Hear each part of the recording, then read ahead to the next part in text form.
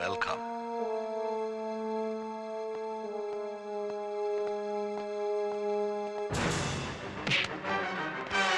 Leave him.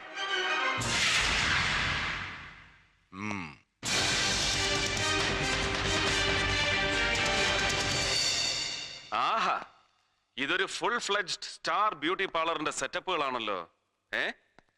കൊള്ളാം.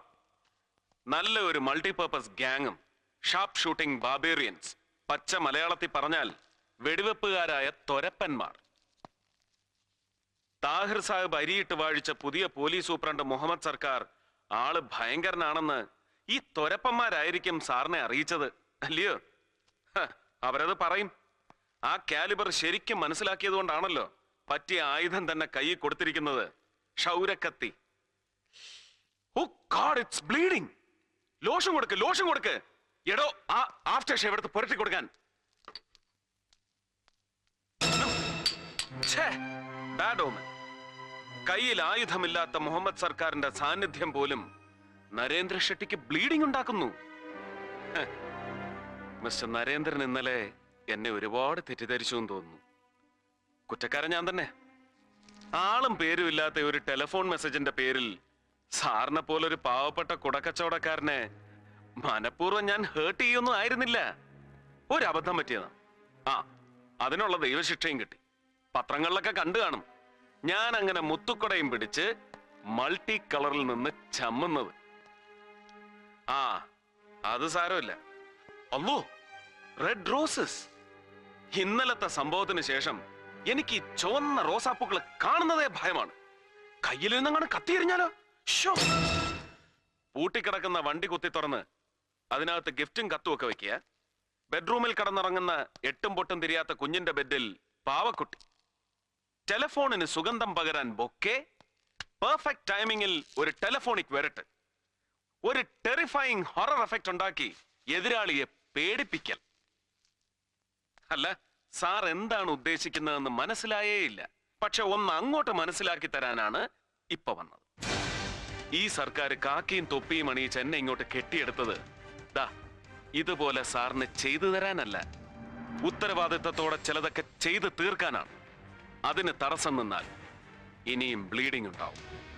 Not a mock bleeding like this, the real bloodshed. And Mohammad Sarkar is inflammable, highly inflammable.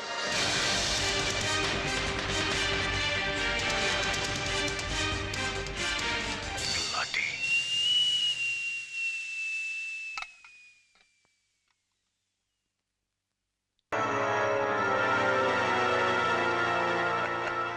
വണ്ടിയുടെ ബ്രേക്കും പോയി, steering റോഡും പൊട്ടി. താനാണെങ്കിൽ നടു റോട്ടിലും.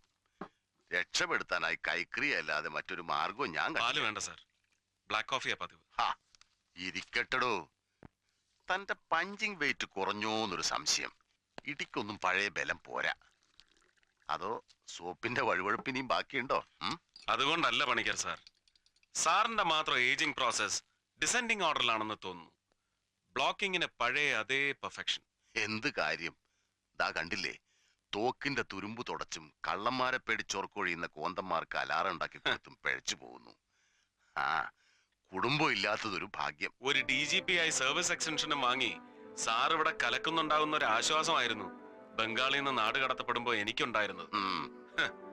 പെൻഷന്റെ കാര്യം പോലും കോടതി. ASP പോസ്റ്റിൽ ഒരു compulsory retirement. Criminal trials and modus ഓപ്പറാൻഡിയുടെ പോലീസ് അക്കാഡമിയിലെ സ്ഥിരം വിസിറ്റിംഗ് പ്രൊഫസറായ അങ്ങേക്ക് ഈ പതനം പാടില്ലാത്തതാണല്ലോ. നോർമൽ കോഴ്സിൽ അത് പാടില്ലാത്തതാണ്. പിന്നെ ഏജിംഗ് പ്രോസസ് താൻ പറഞ്ഞതുപോലെ ഡിസെൻഡിങ് ഓർഡറിലായതാവാൻ കുഴപ്പം. നമ്മുടെ പഴയ ഹോം മിനിസ്റ്ററുടെ ഒരു പഞ്ച് ഞാനൊന്ന് ബ്ലോക്ക്. നിങ്ങളുടെ ഈ കോഴ്സും കഴിഞ്ഞ് വന്ന വരവിന് ഞാൻ ഈ പയ്യൻ ഷെട്ടിയുടെ ചത്തുപോയ തന്ത ഷെട്ടി ഉണ്ടല്ലോ, വീരേന്ദ്ര ഷെട്ടി, അവനെ ഓൾമോസ്റ്റ് ഒരു പൂട്ടിയതാ. വക്കാലത്തിനൊന്ന് പാതിരാക്കി തന്നെ എത്തി ആഭ്യന്തരൻ. എന്റെ തൊപ്പി പോയി, ഷെട്ടി പൊടിയും തട്ടി വീട്ടിലും പോയി. എടോ, ഈ നെഞ്ചാങ്കൂടിന്റെ നടുക്ക് ഇവിടെ തെക്കൻ കളരിപുറപ്രകാരം ത്രിശങ്ക് പുഷ്പം എന്ന് പറയുന്ന ഒരു മർമ്മസ്ഥാനമുണ്ട്. അവിടെ ഇരിപ്പതൊന്ന് കൊടുത്താൽ കിട്ടിയവൻ ഒരു മണ്ഡലം തേക്കിയാലെന്നാ പ്രമാണം. കൃത്യം 40ന്റെ അന്ന് ചങ്കു പഴുത്ത് ഷെട്ടി കാഞ്ഞു. പിടിച്ചപ്പോഴേ കൊടുത്തു അല്ലേ? റൊക്കം പിന്നത്തേക്ക് വെച്ച നടക്കയിലെന്നൊരു ഊഹം ഉണ്ടായിരുന്നു എനിക്കന്നേ. അച്ഛനേക്കാൾ ഒരുപാട് വളർന്ന മകൻ നരേന്ദ്ര ഷെട്ടി ഏറ്റെടുത്തിരിക്കുന്ന ടാസ്ക് ബിയോണ്ട് യുവർ ലിമിറ്റ്സ് ആണോ എന്ന് ഞാൻ സംശയിക്കുന്നു. അത്രയ്ക്ക് ഉയരെയാണെന്നവൻ. വേരും ശിഖരവും ഒക്കെ താഴേക്കും മുകളിലേക്കും ഒക്കെ വളർന്നങ്ങ് കാണാമറയത്തെത്തി. തന്റെ കയ്യിലുള്ള പോലീസ് ഫോഴ്സ് ഒക്കെ വെറും ഉണ്ണാക്കന്മാരാടോ. അവരെ വെച്ചൊരു പുല്ല് നടക്കില്ല. ഒരവനെ വിശ്വസിക്കാൻ കൊള്ളില്ലെന്ന് മനസ്സിലായില്ലേ നല്ലവണ്ണം? ഇല്ല സർ, ഐ ക്യാൻ. എന്റെ ഗുരുനാഥനായ പണിക്കർ സാറ് പോലും ഒരിക്കൽ തോറ്റ കളിയിൽ ഐ വിൽ എന്ന് ഞാൻ പറഞ്ഞാൽ അത് അഹങ്കാരമാണെന്ന് കരുതരുത്. ആഗ്രഹമാണ് സർ, ഒരാഗ്രഹം. ചോറ് തരുന്ന കാക്കയോടുള്ള ആദരം. ചുമ്മാ ഒരു ബെസ്റ്റ് ഓഫ് ലക്കോ കീപ്പിറ്റപ്പോ പറഞ്ഞ് തന്നെ എരിയേറ്റിയാൽ ഞാനും വേറെ പണിക്കന്മാരും തമ്മിൽ എന്താ വ്യത്യാസം? തനിക്ക് പറ്റിയ 2 കൂട്ടുകാരെ തരാം ഞാൻ. പോലീസുകാർ തന്നെ. ആദ്യം അവനെ തന്നെ പൊക്കണം. CI Gregory. കിറുക്കനാണെങ്കിലും ആള് നല്ലൊരു ഷാർപ്പ് ഷൂട്ടറാ. CI Gregory? അങ്ങനെ ഒരാളില്ലല്ലോ. സർവീസിലുണ്ട്, താനറിയില്ല. ഞാൻ അറിയാതെ എന്റെ കീഴിലൊരു സർക്കിൾ ഇൻസ്പെക്ടറോ? നോ. യെസ്, അവന് സ്വന്തമായ അങ്ങനെ ഒരു ഡിപ്പാർട്ട്മെന്റ് ഉണ്ട്. വ്യാജച്ചാരായ റെയ്ഡ് ഡിപ്പാർട്ട്മെന്റ്.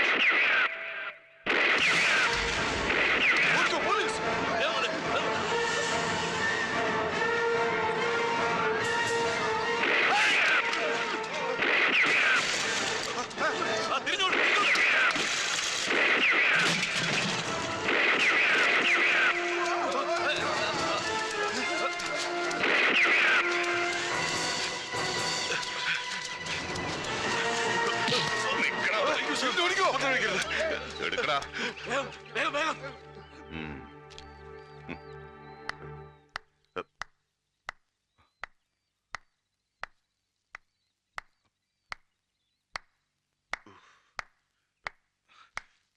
കാശ് ഒന്ന് പറ്റിക്കുന്നോടാ. സ്വന്തം കൺമുമ്പിൽ ഇങ്ങനെ ഒരു അന്യായം നടക്കുമ്പോ സസ്പെൻഷനിലാണെങ്കിലും എന്നെ പോലെ സത്യസന്ധനായ ഒരു പോലീസ് ഓഫീസർക്ക് അയാളുടെ കടമ ചെയ്യാണ്ടിരിക്കാൻ പറ്റുമോ സാർ? Hey never. അതല്ലേ സാറ് ചാർജ് എടുത്തോടെ ധൈര്യമായിട്ട് ഞാൻ ഈ റെയ്ഡിൽ ഇറങ്ങി തിരിച്ചത്. കുഴപ്പം നമ്മുടെ ഡിപ്പാർട്ട്മെന്റ് സാർ. കൈക്കൂലി ചൊള മാതിരി എണ്ണി മേടിച്ചോണ്ട് അഴിച്ചു വിട്ടിരിക്കല്ലേ ഇവന്മാരെല്ലാം. ഓഹോ, പഴയ സൂപ്രണ്ടും കണക്കായിരുന്നു.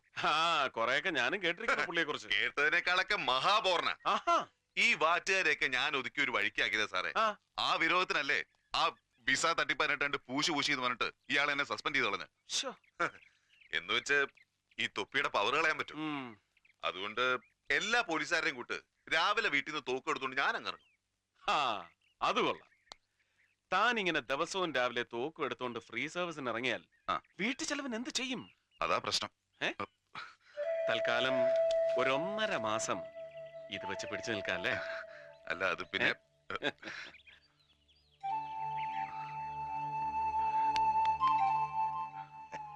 ഓ, അപ്പൊ സാറിന്റെ കളിയായിരുന്നല്ലേ? ഇടിവെട്ടി നിൽക്കുന്നതിനെ പാമ്പിനെ വിട്ട് കടിപ്പിക്കുന്ന കാലൻ. നമ്മൾ നമ്മളുടെ ഇരിപ്പ് വശം വെച്ച് എന്നോട് ഈ പണി ചെയ്യേണ്ടായിരുന്നു. ഞാൻ നിനക്കിട്ട് എന്ത് ചെയ്തു എന്നാ നീ പറയുന്നേ? സാറ് നിന്റെ സസ്പെൻഷൻ ക്യാൻസൽ ചെയ്യാൻ പോവുക. നേരാണോ sir? Yes, I want you. എനിക്ക് നിന്റെ ടാലന്റ് വേണം. Professional excellence. സർ,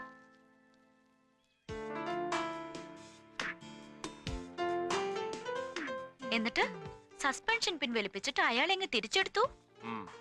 വെറും 10 രൂപ കൈക്കൂലി മേടിച്ച കോൺസ്റ്റബിളിനെ സസ്പെൻഡ് ചെയ്ത മുഹമ്മദ് സർക്കാരിന് ഇതെന്തു പറ്റി? ഈ പെരുങ്കള്ളനെ പിടിക്കാൻ പോകുമ്പോ അരക്കള്ളൻ കൂടെ ഉള്ളത് നല്ലതാണ്. തിയറി എന്റെ അല്ല, പണിക്കർ സാറിന്റെ. ശിഷ്യന് നല്ല ഉപദേശം കൊടുക്കുന്ന സാറ്. വെറുതെ അല്ല അങ്ങേര് പുറത്തായത്. അല്ല, ഞാനൊന്ന് ചോദിക്കട്ടെ? ചോദ്യം വരട്ടെ. സ്മാർട്ട് ഫെലോ, ഇവനാണ് ശരിയായ പ്രസ് ഫോട്ടോഗ്രാഫർ. അല്ല, എനിക്ക് അങ്ങോട്ട് അസൂയ സഹിക്കുന്നില്ല. എനിക്ക് കഴിഞ്ഞില്ലല്ലോ ഇതുപോലൊന്ന്. എന്താണ്? Did you ever notice this? What? എന്താ ഇതിന് ഇത്ര പ്രത്യേകത? Challenge. Find out. Break the suspense. ഔ! ലുക്ക്, ദാ ഇതില് ബ്ലഡ് സ്പോട്ട് ഇതുവരെ മാത്രം. But here it's spread all over the forehead and then it's coming right across the bridge, flowing down, down, down. ഓ, ഒരാനക്കാരി. വെടികൊണ്ടാ ചോര വരും, സ്വാഭാവികം. പക്ഷെ വെടിയേറ്റ ഓൺ ദ സ്പോട്ടിൽ ഇൻ ദ വെരി നെക്സ്റ്റ് മൊമെന്റിൽ ഇങ്ങനെ ഒരു ഫോട്ടോഗ്രാഫ് എടുക്കാൻ ഒരു ജേർണലിസ്റ്റിനും ഭാഗ്യം ഉണ്ടാവില്ല. പക്ഷെ ഇയാൾക്കത് കിട്ടി, മാതൃരാജ്യം ഫോട്ടോഗ്രാഫർക്ക്. ബാക്കി എല്ലാവന്മാരും അൺലക്കി സ്റ്റുപ്പിഡ്സ്. സംഭവം കഴിഞ്ഞ് 2-3 മണിക്കൂർ കഴിഞ്ഞെടുത്ത പടങ്ങൾ എല്ലാം ഒരേപോലെ. ഞാൻ പണ്ട് ഡൽഹി റൈറ്റ് കവർ ചെയ്ത പോലെ. മാതൃരാജ്യം ഫോട്ടോഗ്രാഫർ മർഡർ നടന്നപ്പോ തന്നെ ഓൺ ദ സ്പോട്ടിൽ ഉണ്ടായിരുന്നിരിക്കണം അല്ലേ? എന്നാലല്ലേ ഇത്തരം ഒരു ഫോട്ടോഗ്രാഫ് എടുക്കാൻ പറ്റൂ.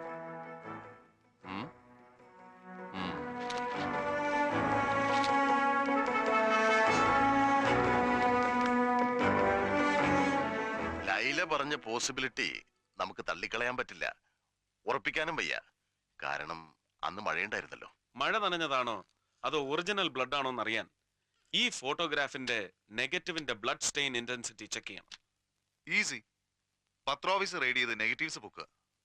നോ, യഥാർത്ഥ കുറ്റവാളിക്ക് രക്ഷപ്പെടാൻ അപ്പൊ പഴുതായില്ലേ സർ? ഇതേ ഫോട്ടോഗ്രാഫ്സ് വെച്ച് ബ്ലഡ് സ്റ്റെയിൻ ഇന്റൻസിറ്റി കമ്പ്യൂട്ടറിൽ ചെക്ക് ചെയ്താലോ? എനി റിലയബിൾ കമ്പ്യൂട്ടർ എഞ്ചിനീയർ ഉണ്ടോ? Yes, here comes your third മാൻ, ഗുരുമൂർത്തി. അയ്യേ, ആ ട്രാഫിക് സിഐ ഗുരുമൂർത്തിയോ? നമുക്ക് എന്തിനാ സാറേ കുഴിമടിയനെ? അതേടോ, പക്ഷെ ആൾ ഒന്നാന്തരം ഒരു കമ്പ്യൂട്ടർ എഞ്ചിനീയറാ. ഉരുട്ടു ബുദ്ധി. രാവിലെ ട്രാഫിക്കിൽ വന്ന് സൈൻ ചെയ്തൊരൊറ്റ മുങ്ങല, പിന്നെ പൊങ്ങുന്നത് ഭാര്യയുടെ കമ്പ്യൂട്ടർ പോയിന്റിൽ.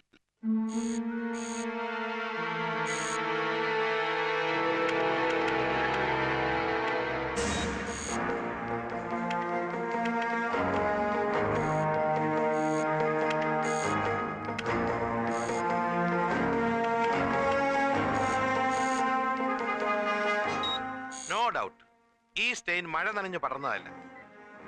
Original blood stain. That means വെടിയേറ്റ് നിമിഷങ്ങൾക്ക് എടുത്ത ഫോട്ടോഗ്രാഫാണിത്. 100%. റഹീം ഹാജി കൊല്ലപ്പെട്ട ദിവസം ഞാൻ തന്നെയായിരുന്നു ഡിസ്ക് ഇൻചാർജ്. ഹെഡ്ലൈൻസും ബൈലൈൻസും എഴുതി എനിക്ക് ഓർമ്മയുണ്ട്. പക്ഷെ ഈ പർട്ടിക്കുലർ ഫോട്ടോഗ്രാഫ്സ് എടുത്തത് ആരാണെന്നുള്ളതാണ്. ബാലേന്ദ്രൻ ക്രിക്കറ്റ് ടെസ്റ്റുമായി മദ്രാസിലായിരുന്നു. ഓ, ബിജു വർഗീസ് ആയിരിക്കും. അവനല്ല, അയാൾ സ്കൂട്ടർ ആക്സിഡന്റ് കഴിഞ്ഞിട്ട് ലീവിലായിരുന്നല്ലോ. പിന്നെ ആരാണ്? ഇവിടെ ഡാർക്ക് റൂം ടെക്നീഷ്യൻസ് എത്ര പേരുണ്ട്? 3. എന്താ? അവരോട് അന്വേഷിച്ചാൽ അറിയാലോ ആരാണെന്ന്. അതെങ്ങനെ? ഫിലിം പ്രോസസ് ചെയ്യുന്ന ടെക്നീഷ്യൻസിന് എപ്പോഴും നെഗറ്റീവ് കണ്ടാൽ നിത്യപരിചയമുള്ള ഫോട്ടോഗ്രാഫേഴ്സിനെ തിരിച്ചറിയാൻ കഴിയും. അതായത് നെഗറ്റീവിന്റെ thickness, selection of angles, lighting pattern, shutter speed, diaphragm, film, ഇതൊക്കെ ഓരോ ഫോട്ടോഗ്രാഫേഴ്സിനും ഓരോന്നായിരിക്കും. സാറ് പറഞ്ഞ ബാലചന്ദ്രന്റെ രീതി ആയിരിക്കില്ല ബിജു വർഗീസിന്. ഇത് രണ്ടുമാവില്ല മൂന്നാമതൊരാൾക്ക്. നെഗറ്റീവ്സ് ഒക്കെ കൃത്യമായി ഫയൽ ചെയ്യാറുണ്ടാവുമല്ലോ. ഇതിന്റെ ഒറിജിനൽ ഒന്ന് എടുപ്പിച്ചാൽ. ഓ, യു സെഡ് ഇറ്റ്. മൂന്നാമൻ. ഇപ്പൊ ഓർമ്മിക്കുന്നു. എന്താ ഷപ്പന്റെ പേര്? ഒന്ന് ഓർത്ത് നോക്കണം സാർ. കിട്ടുന്നില്ല. അല്ല, കിട്ടിയോണ്ട് കാര്യമില്ല. മിസ്റ്റർ മുഹമ്മദ് നിരാശപ്പെട്ടേ മതിയാവൂ. ഞങ്ങളുടെ സ്റ്റാഫ് ഫോട്ടോഗ്രാഫേഴ്സ് ഒക്കെ ഔട്ടർ സ്റ്റേഷൻ ആകുന്ന നാളും തീയതിയും ഒക്കെ എന്നെക്കാൾ നിശ്ചയം സിറ്റിയിലെ ചില അമേച്ചർ ഫോട്ടോഗ്രാഫേഴ്സിനാണ്. അവന്മാർക്ക് ഫോട്ടോഗ്രാഫുമായിട്ട് ഇടിച്ചു കയറാൻ. ഞാൻ അവന്മാരെ ഒന്നും എന്റർടൈൻ ചെയ്യാറില്ല. പക്ഷെ ഇതുപോലുള്ള ചില ഹോട്ട് ഇൻസിഡൻസ് വരുമ്പോ ഗതികേട് കൊണ്ട് നമ്മൾ അവരെ ഡിപ്പെൻഡ് ചെയ്തു പോകും. മിസ്റ്റർ റഹീം ഹാജി കൊല്ലപ്പെട്ട ദിവസവും അതാ ഉണ്ടായത്. സാരമില്ല, ആ നെഗറ്റീവ് മതി. സാറിന് ഓർമ്മയില്ലെങ്കിലും ഇവിടുത്തെ ഡാർക്ക് റൂം ടെക്നീഷ്യൻസിന് ചിലപ്പോ ആ ഫോട്ടോഗ്രാഫറെ ട്രേസ് ചെയ്യാൻ കഴിഞ്ഞേക്കും. അവിടല്ലേ പ്രശ്നം. ആ ചെക്കൻ അന്ന് കൊണ്ടത് നെഗറ്റീവ്സ് അല്ല, പോസിറ്റീവ് ഒറിജിനൽ ഫോട്ടോഗ്രാഫ്സ്. പക്ഷെ അതിന്റെ നെഗറ്റീവ് ചിലപ്പോൾ പ്ലേറ്റ് മേക്കിംഗ് ഡിപ്പാർട്ട്മെന്റിൽ കാണും. വേണമെങ്കിൽ എടുപ്പിക്കാം. പക്ഷേ അത് വെച്ച് ആ ഫോട്ടോഗ്രാഫറെ ട്രേസ് ചെയ്യാൻ ഈ ടെക്നീഷ്യൻസിന് കഴിയുമെന്ന് എനിക്ക് തോന്നുന്നില്ല. ഓക്കെ, അത്തരം ഫോട്ടോഗ്രാഫേഴ്സിനൊക്കെ സ്പോട്ട് പേയ്മെന്റ് കൊടുക്കാറില്ലേ പതിവ്? അന്ന് ഈ ഫോട്ടോഗ്രാഫർക്ക് പണം കൊടുത്ത നിങ്ങളുടെ പർച്ചേസ് മാനേജർക്ക് ഒരുപക്ഷെ ആളെ തിരിച്ചറിയാൻ കഴിഞ്ഞേക്കും. കഴിയില്ല. കിട്ടിയ ന്യൂസും വെച്ച് ഫസ്റ്റ് എഡിഷൻ പ്രിന്റ് ചെയ്ത് സെക്കൻഡ് എഡിഷൻ പേപ്പർ ലോഡ് ചെയ്യുമ്പോഴാണ് ആ ചക്കൻ ഫോട്ടോഗ്രാഫ്സ് ആയിട്ട് ഓടിപ്പടഞ്ഞെത്തുന്നത്. പർച്ചേസ് മാനേജറുടെ വൗച്ചറോടെ ഞാൻ എന്റെ സ്വന്തം പോക്കറ്റിൽ നിന്ന് കാശ് എടുത്ത് കൊടുക്കായിരുന്നു. സത്യം പറഞ്ഞാൽ ഞാൻ ആ കൊലയാളികളെ പ്രായിപ്പോയി. അവന്മാരൊന്ന് അഡ്വാൻസ് നോട്ടീസ് തന്നിരുന്നേ ഞാൻ ബാലേന്ദ്രനെ ക്രിക്കറ്റ് ടെസ്റ്റിന് അയക്കുമായിരുന്നു. അതെ അതെ, ഇത് വെറും സാധാരണ ഫോട്ടോഗ്രാഫ്സ്. നിങ്ങൾ പോലീസുകാർക്ക് ഇത്ര ഇൻട്രസ്റ്റ് ഉണ്ടാകാൻ മാത്രം I cannot find anything unusual. എന്താണ് സാർ? ഓ അങ്ങനെ പ്രത്യേകതകളൊന്നും ഉണ്ടായിട്ടല്ല സാർ. ഒരുപാട് പൊളിറ്റിക്കൽ ഇമ്പോർട്ടൻസ് ഉള്ള ഒരു കേസല്ലേ ഇത്. കൊന്നവനെ കിട്ടിയില്ലെന്ന് വിചാരിച്ച് ചുമ്മാതങ്ങ് ഫയൽ ക്ലോസ് ചെയ്ത് വെക്കാൻ പറ്റൂ? പത്രക്കാരടക്കം നാടിളക്കിയ ഒരു ജഗപൊക ദേ പിന്നെ അവിടെ വയ്ക്കും. Okay sir, welcome.